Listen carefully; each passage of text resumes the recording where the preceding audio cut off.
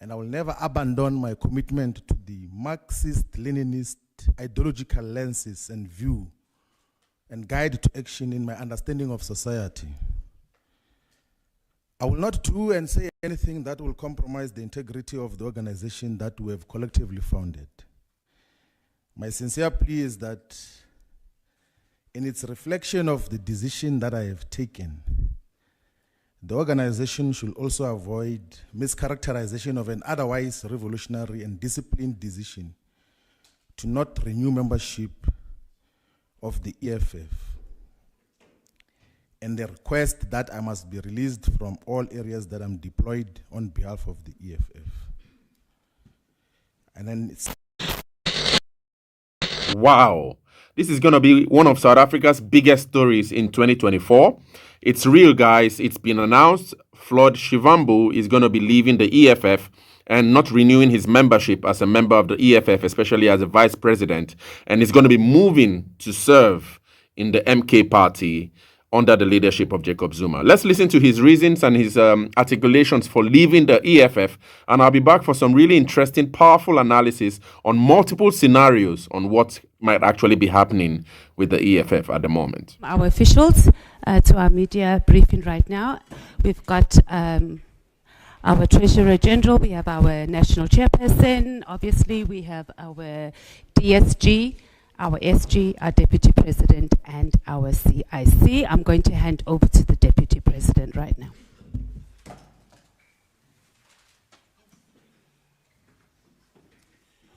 No, thank you very much, Commissar Lien, our national spokesperson, and the President of the EFF and Commander-in-Chief, the Secretary General, DSG, National Chairperson, the TG, and members of the media. Good afternoon. We have called this press conference as the officials of the EFF now, so that we get an opportunity to publicly read out the letter which I sent yesterday to the President and Commander-in-Chief in terms of the politics of South Africa. I'm going to read the letter word per word so that there are no speculations in terms of the basis upon which we are communicating this particular decision. So the letter says, greetings, Comrade President. The chairperson of Ward 44, Johannesburg, has informed me that my membership of the EFF has lapsed. And I said, please be informed that I will not renew my membership of the EFF in Ward 44, which is one of the best performing wards in Johannesburg region. I also request to resign my position as Member of Parliament and all positions in the EFF. I will only do so after receiving a go-ahead from the organization because it is the EFF that deployed me to Parliament.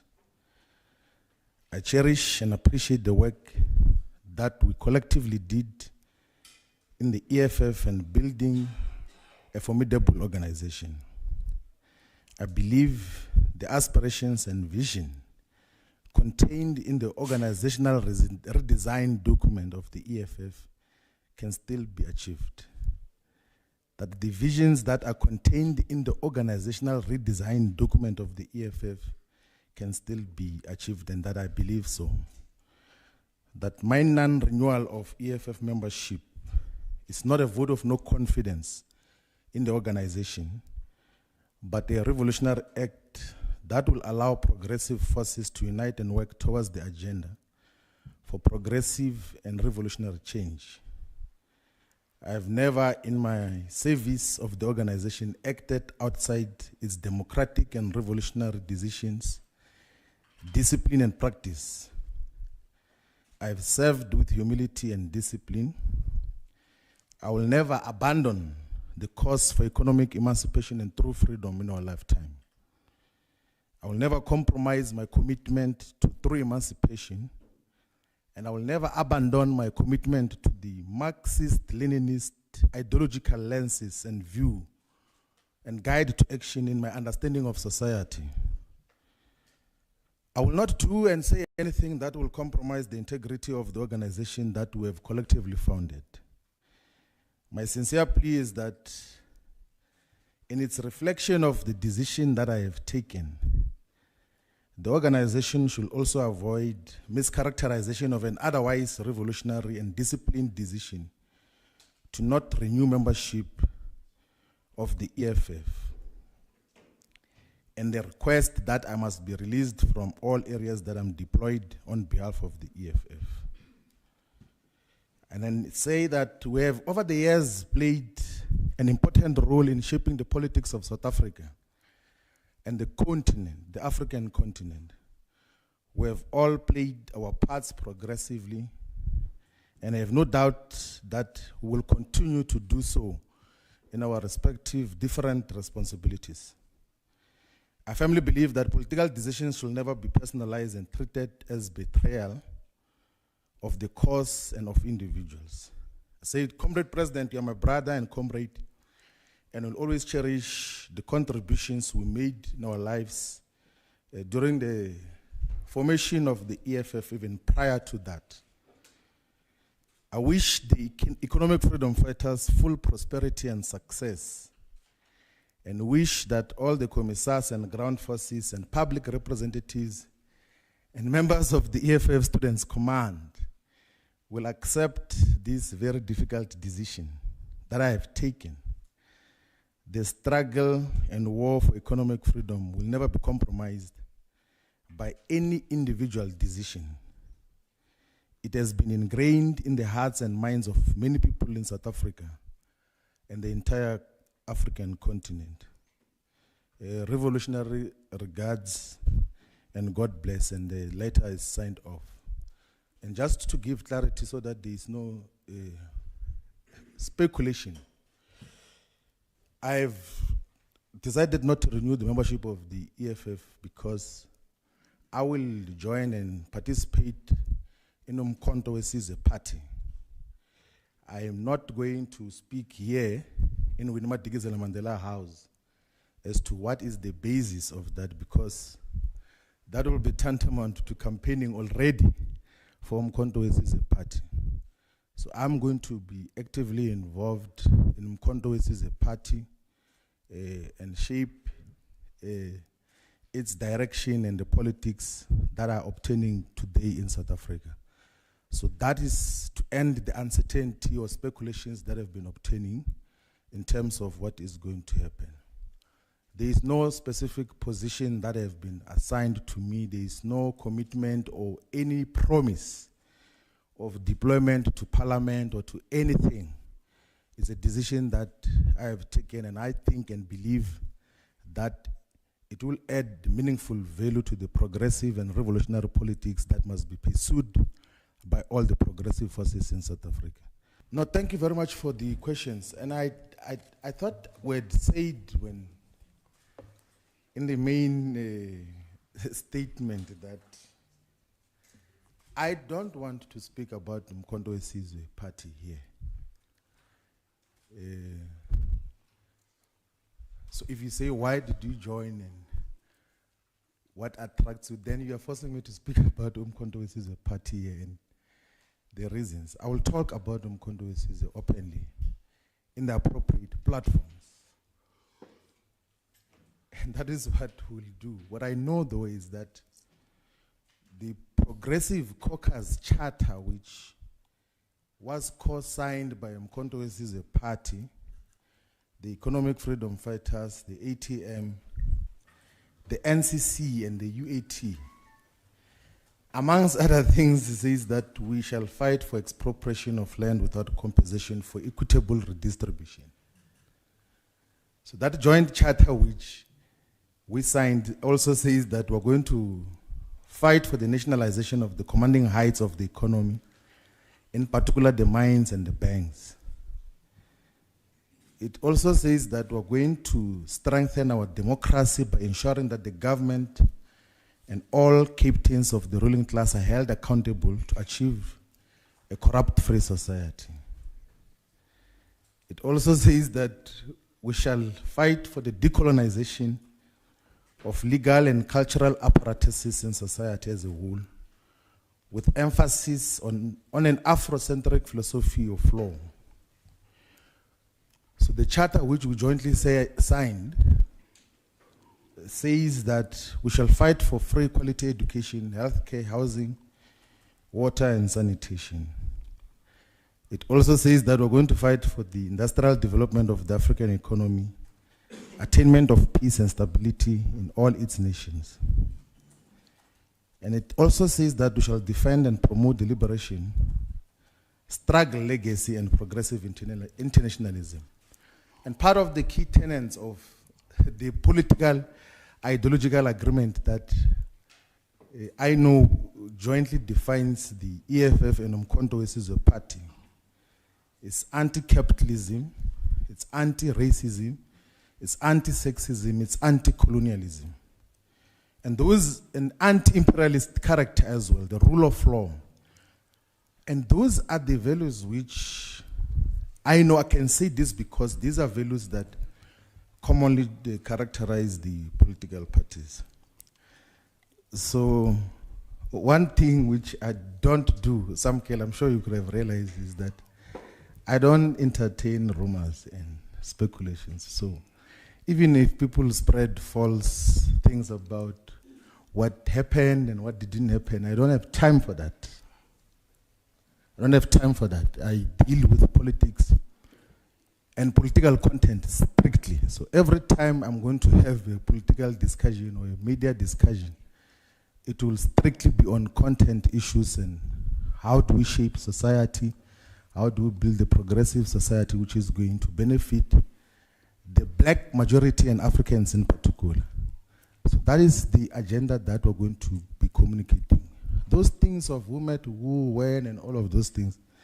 Like, I went to Nkandla during elections, or last year when we were setting up structures. I've never been to Nkandla in the recent past, but I don't want to enter into that discussion. And I will not be tempted, not once, to take platforms to talk about personal issues. All the time, we'll stick to the commitment of talking politics, of content, of ideology, of just how do we take society forward. That is strictly what we're going to deal with. The rest of the issues, I don't think they are worth responding. Thank you very much. Interesting, guys. What do you think? It's really tricky how to really interpret, what's really going on now with the two co-founders of the EFF, Julius Malema and, Floyd Shivambu. We've seen these kinds of episodes occurring on and on again in Africans' leadership, especially among friends who try to set up these kinds of liberation mandates, in Africa. We saw it in the likes of the relationship between Thomas Sankara in Burkina Faso and Blaise Compaoré, his really close friend. We saw it also with the likes of Patrice Lumumba in the Congo and also his really close friend Mobutu Sese Seko. And various, friendships like this that actually now caused a split as the political machinery with which they established to set their countries free or to drive their ideologies anyway evolved through time. And so that's actually what I'm beginning to suspect is actually going on now in the leadership of the EFF. Many people have actually ascertained that probably the vice president of the EFF would now be replaced with the Commissar Ndlozi, who is also an ideological giant and an intellectual, force within the EFF. And while many, I think even Julius Malema mentioned that the EFF would not be replacing the vice president anytime soon because the EFF is heading for a conference.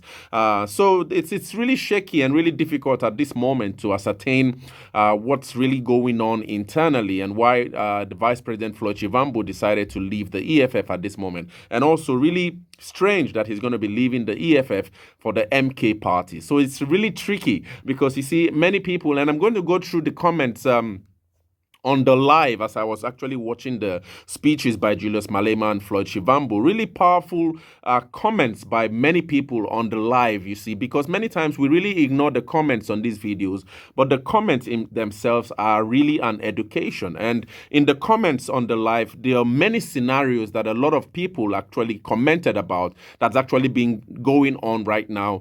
Many people actually argue that this might be a merger between the MK party and the EFF. Many people actually also argued that probably Floyd Shivambu is being prepared to take up the presidency of the MK parties, in the possibility of a demise of Jacob Zuma. Many really possible interesting scenarios anyway. And we're going to go through that quickly in this video to really understand and try to really think through what actually might spring up from different angles as Floyd Shivambu departs, membership of the EFF in 2024. So we'll begin with this one. This actually really interesting set of thread of comments, as this live was actually still being streamed on SABC, and this guy actually said that really interesting one here. It actually says that he asked the question, really strategic question, because recently the MK party actually resigned. I think 18 members. I watched the interview with their spokesperson Lela.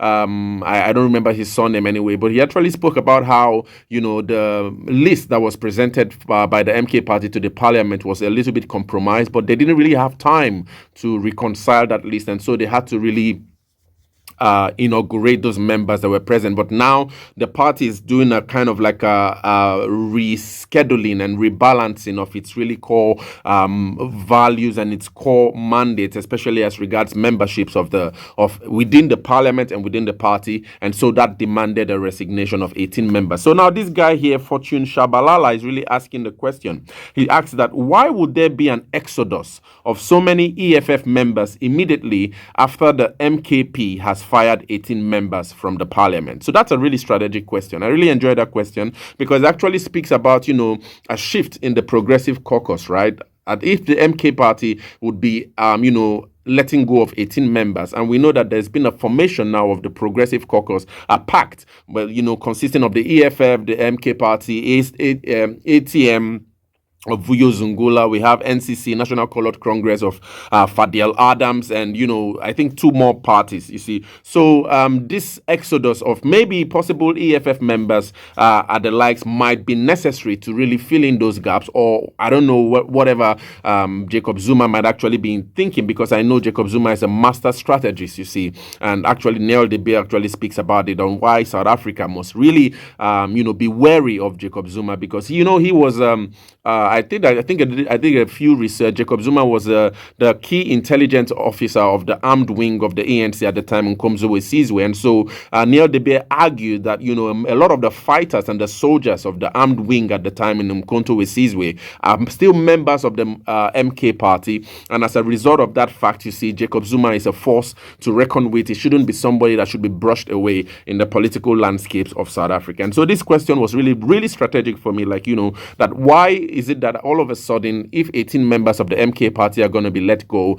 suddenly there's an exodus, a possible exodus of EFF members. So it speaks to a possible merger of both parties, but I don't know. These are kind of speculations. These are scenarios. I come from the background of futures studies, where we really deal with scenarios, possible scenarios, what's really happening and what might we expect. So this is like one likely scenario to expect. There was also this really interesting set of comments by these other guys who says that Floyd Shivambu wrote the EFF charter himself, you see, and now he's going to be departing because, the EFF manifesto, I think this is what Bongani here means, that the EFF manifesto, I think, is a 266 page document. They're really robust, ideologically robust and thick. When you read the document of the EFF manifesto, especially for the 2024, you could feel that Marxist-Leninist socialist doctrine in all of the plans, really concrete, coherent plans to really move South Africa into a left-wing sort of like leadership where socialist principles will thrive and, characterize what South Africa represents. And so this guy is actually saying that, Floyd Shivambu wrote that charter. I think he means the manifesto himself. And for him to be leaving the EFF is a little really tricky one to interpret. This other guy, Eric Maksuku here, says that he's an MK, which means that, he was naturally probably a supporter of Jacob Zuma. But when the chance came for the MK party to take a stand among the electorates, now Floyd Shivambu sees reason to move, towards the MK party. So really interesting. There was this other set of commentary also as well that actually says, especially in the light of the VBS scandal that actually implicated a lot of, Floyd Shivambu's actions in the document in the affidavit by the former chairman of VBS Bank, I think Matotsi, that's his name. It spoke about how Floyd Shivambu and Floyd Shivambu's younger brother, through Shamega projects and all that, siphoned a lot of funds from the, the VBS and although, anyway, the whole VBS saga anyway that really implicated Floyd Shivambu and his brother.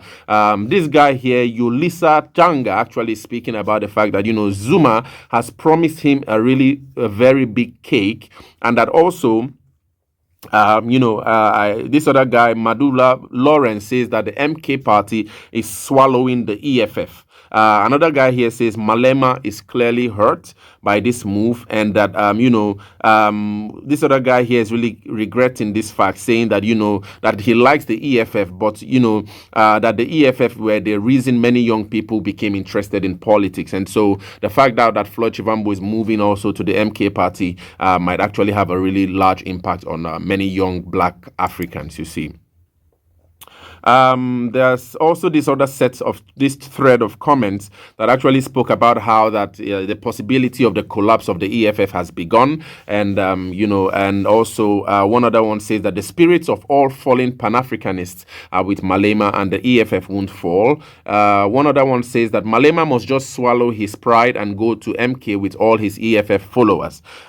This other guy says that he's a prophet and that this is a bad move. Okay, and one other guy now also, Rina, says that Zuma is showing Malema who's boss. You see, because I think there's a comment that will come later that actually argued on how Malema actually did made a lot of speeches that destroyed Jacob Zuma, and now Jacob Zuma is trying to have a tit for tat in that regard by pulling Floyd Shivambu out for reasons that are really not clear. But anyway, the final, the last comment here on this thread by Nsovo Mangani says that this is a planned move. So it's actually a strategic move. It's not something that probably no one saw coming. Although I think if you listen to the whole speech by Julius Malema, he actually spoke about how, most of this movements were unexpected, and that this morning before the speech by Floyd Shivambu came through, many EFF members actually were shedding tears because they would, they didn't really expect that the VP,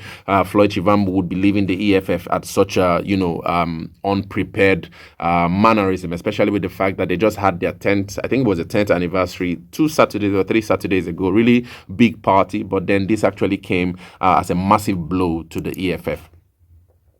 This other thread actually says that, Jacob Zuma is the head of Polika. I think it means politics in South Africa, and that Jacob Zuma, we all know, is a master strategist. There must be something cooking in the Progressive Caucus that we really do not yet understand. But anyway, that guy in Sakobila is ascertaining to that fact. Another guy also says that, blaming Malema here, he says that, to be honest, most people only voted for EFF because of Floyd Shivambu and Mbuyiseni Ndlozi. Okay, these are the intellectual powerhouses, I suspect. I believe Malema is also an intellectual powerhouse as well, but Floyd Shivambu and Ndlozi are really interesting intellectuals. Most of the time when you listen to their arguments, you see, they come from a very ideological standpoint and all that. So this guy actually says that Malema, on his own, he is a mess, and so the loss of Floyd Shivambu, he argues, that would be a big blow to the EFF. This other guy says that Ndlozi is next. Moli Fulanga says that Ndlozi would be the next person to leave the EFF, since now Floyd Shivambu would be leaving. Yes. So this other guy says Floyd is going to regret this move, and that as he moves to the MK party, it might not be a comfortable place for him as regards. So a lot of people, a lot of thoughts actually going down here as to this reason. One other one says here, Yolanda Janka says that he went to sell the EFF to Zuma. So and that this other guy Thala Mdigwa says Juju is not happy, and he calls it a shame. Another one says here by Neo Mtule says that Mutle says that it's coming, more to follow, and the exodus. Let the games begin. Yeah, so these are numerous thoughts by many people in South Africa trying to really interpret what's really going on now with the EFF, the fourth largest party ever since the emergence of the MK party, taking a large swipe of the electorate in this last elections of May 29th, 2024. And so this other really interesting, comment here, and this is, I think, one of the most clencher of many of the comments I saw on this thread. It says that this is from Sakile Malaba Mlalo. He says, I see the merger of progressive parties in disguise, of members resigning and joining other parties. Watch this space. Okay, so this is kind of like the Progressive Caucus, and this one is actually probable because the Progressive Caucus, they are trying to really move as a pact. Although in one of the videos I made recently in my other channel, where I featured the speech of Fadel Adams of the National Colored Congress, who spoke about how that he would fight with the EFF and the MK party until he no longer needs them. So for now, the Progressive Caucus actually needs, according to his perspective, they need to fight from a consolidated space to be able to have really effective opposition against the government of national unity. And from that regard, this guy is actually arguing here that he's seen a merger of the progressive parties, the likes of the EFF and the MK party might come together to merge, probably have a little bit of the ATM and the ANC, NCC by Fadel Adams in that move to form a really consolidated opposition against the government of national unity, you see. So that was, I think, a really interesting point. It says that this other guy, Muketsi Knowledge, actually says that this looks like a plot to strengthen the aspirations of the EFF by letting the DP join the MK party. He would be an EFF ambassador in the MK party. So this is actually speaks about how a possible coalition between the EFF and the MK party, but also not just a coalition, but a positive coalition in that light, where the EFF spreads its wings to have an ambassadorship in the MK party. So really interesting thoughts. I really thought that most of these comments, actually, these guys were really thinking. This other guy, Wandi here, says that this is a masterclass by Jacob Zuma, and see it as a consolidation between the EFF and MK. Zuma won't live long. Floyd takes over, and the EFF has the numbers, you see. So these are possible scenarios that we might be seeing. So in a possible demise of Jacob Zuma, I think he's 83 this year or so. And, this guy is actually ascertaining to the fact that, he might not be around for too long a time. So this is a long-time strategic move by both the EFF and the MK party. And we know that with Floyd Shivambu being a really powerful ideologically, he has a really firm understanding of ideologies, leftist ideologies. I've read, you have listened to him a lot, and I really know what I say when I speak about the fact that he has firm grasp of left-wing Marxist and Leninist ideologies, socialist principles, and how the economic development from a socialist perspective actually works. Floyd Shivambu actually has that firm understanding. And so this guy here, Wandi, is actually arguing that if this is a possible scenario, that we might be seeing Floyd Shivambu take up the leadership of the MK party, which we know that the MK party, when you listen to read this manifesto of the MK party, you see that they are trying to really strive and really establish themselves as a really ideological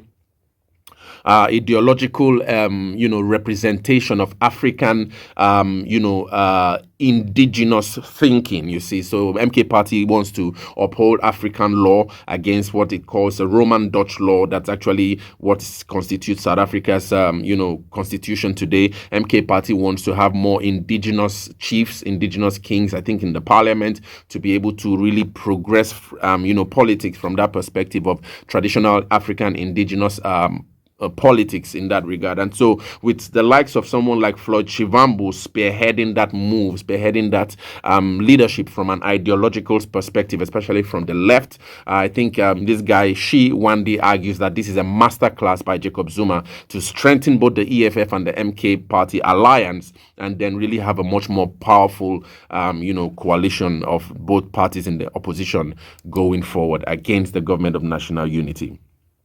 You see, so these are the some of the, I think in this, if I take you guys just through this last final thread of possible scenarios that I actually extract from the comments, as this video was streaming as I was watching today, so it says here that Cassie Vibes TV says that this is the end of the road for the EFF because many South Africans are also leaving this party because Malema doesn't want to listen, and that how many times we've been telling him to put South Africa first. So this guy is actually blaming Julius Malema and the direction of the EFF because it hasn't been putting South Africa first, but it has been putting Africa first, you see. And I think this one, actually, if I remember my history correctly, when I studied the history of Kwame Nkrumah's vision for a united Africa, this was one of the complaints as well that many Ghanaians had against the leader Kwame Nkrumah at the time between 1956 to 1966 when he was president, first prime minister, and then president of the independent nation of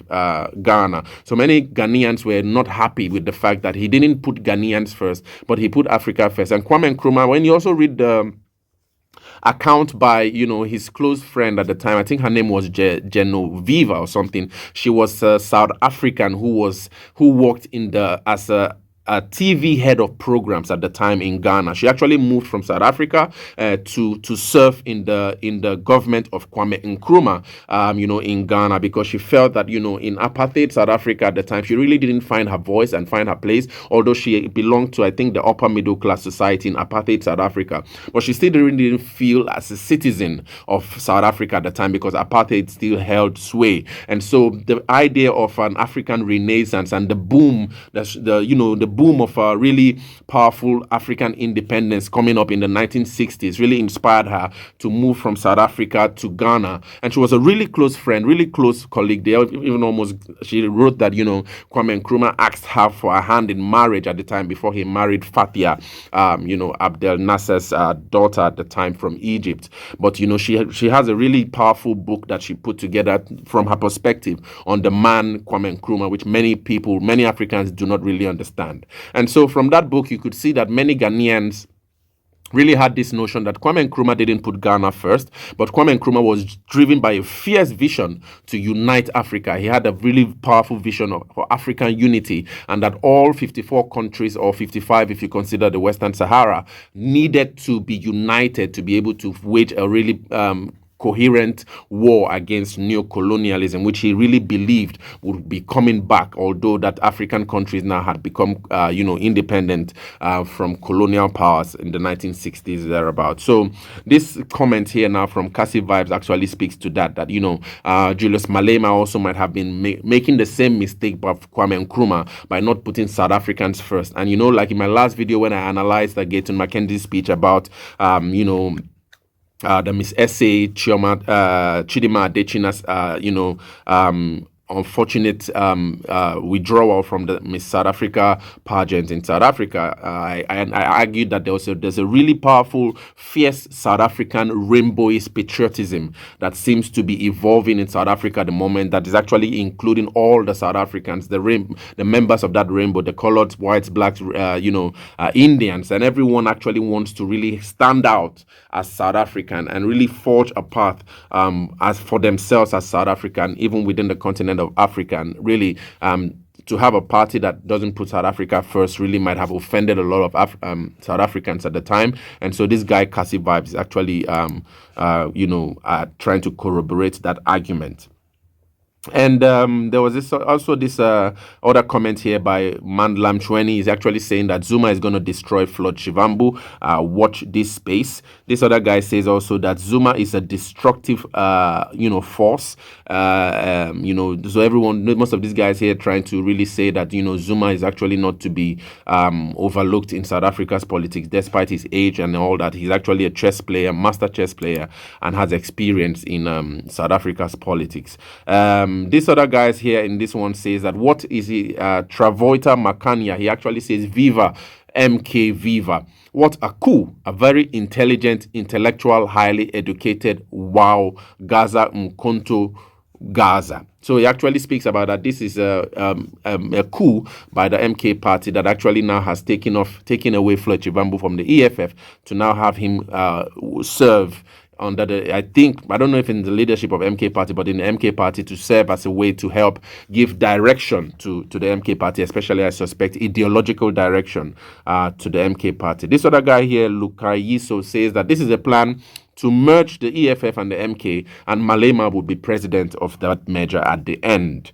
Okay, so these are kind of like possible scenarios that many people, as this stream was going on, were commenting, and I thought that was really interesting because they speak to multiple scenarios that are actually likely possible, likely possible to see, especially from the wing of the Progressive Caucus. And now that, especially in the light of the fact that we now know that Floyd Shivambu will be serving an MK party with the MK members and, and all that. So really,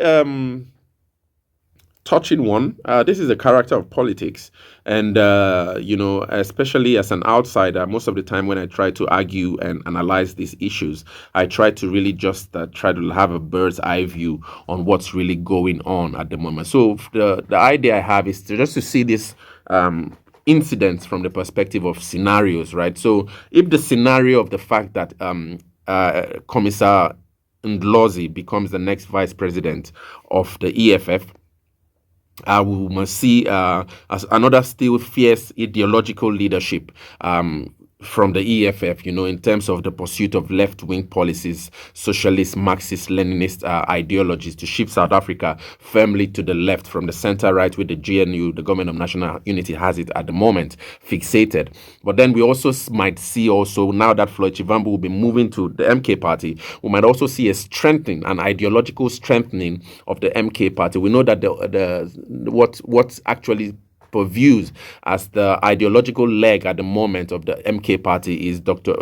John Schloppe, who also, had a lot of articles written also about African indigenous law and also the issue with the land ownership in Africa and all that. And that, he was actually the first I heard that criticized the Constitution of South Africa for being based on Roman Dutch law, and it has to shift to African law. And so with Floyd Shivambu now shifting over there with his firm understanding, ideological grasp of left-wing politics, I think it would be a really powerful way to strengthen the Progressive Caucus in that regard, being that placing the MK party in a firm ideological direction, and that's really close to the EFF party, and also close to what many have argued was the ANC's DNA prior to the ANC now President Ramaphosa, which the likes of Jacob Zuma, for example, I think on an Eyewitness News interview, he argues that he doesn't understand the ANC anymore, and that the ANC has lost its DNA, so to speak, that it's no longer the ideological freedom fighting machine